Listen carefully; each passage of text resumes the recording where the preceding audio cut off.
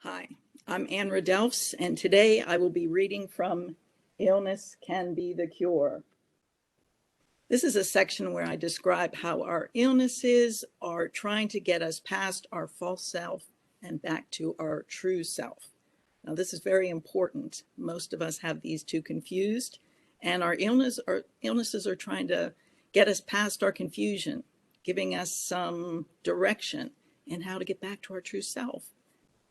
So this is one of the many messages your illness might be communicating to you. The emotions of your false self, or lack of emotion, have overshadowed your true feelings. A sick emotional body often manifests as physical heart disease. For example, if we block the flow of our genuine emotions, whether our grief, guilt, or fear, we may develop obstructions in our coronary arteries.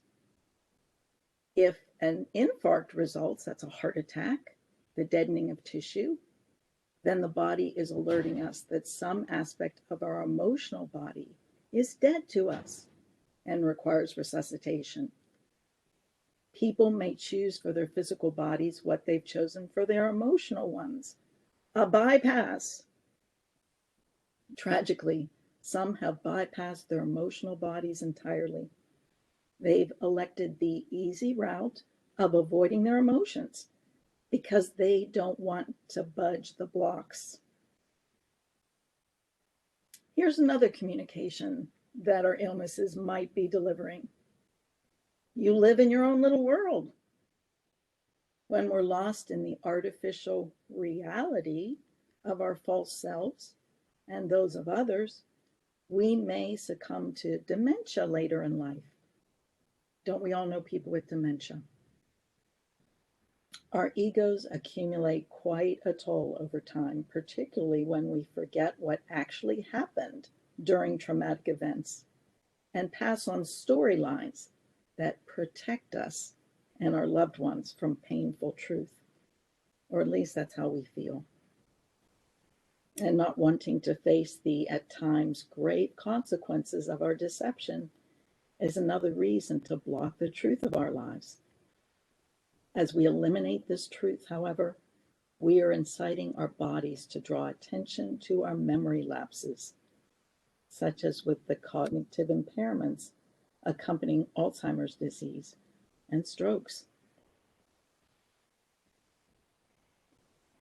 You're angry. That's another common message of our body symptoms.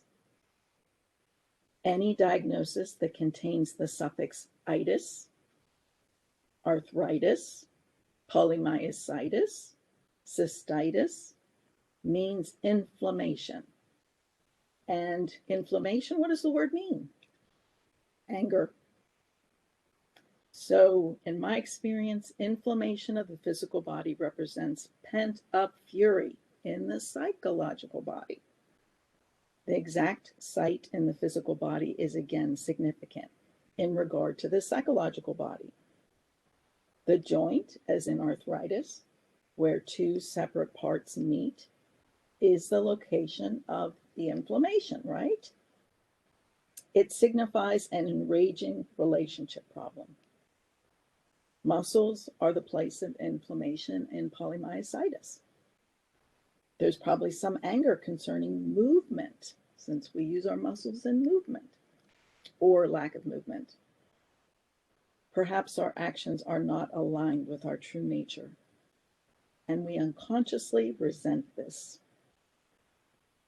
Cystitis is an inflammation of the bladder and urethra, and this communication of anger is commonly found in sexually abused girls because this area of their bodies is enduring the trauma and is rightly wrathful.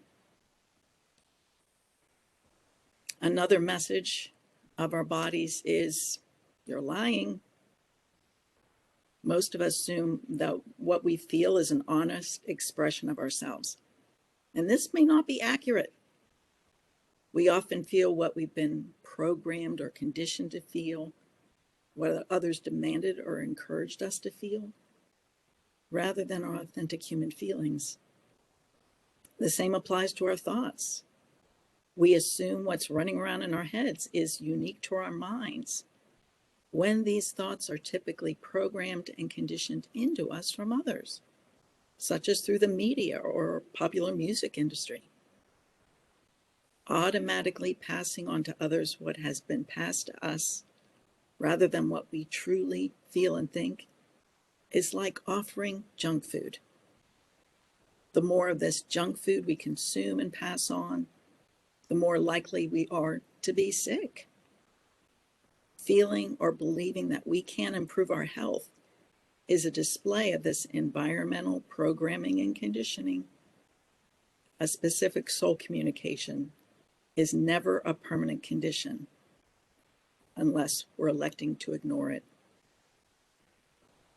So that's a section from my book, and the message is so hopeful that every single symptom we have, every disease process, is a communication of the soul, and we need to listen to it and respond as asked to get better.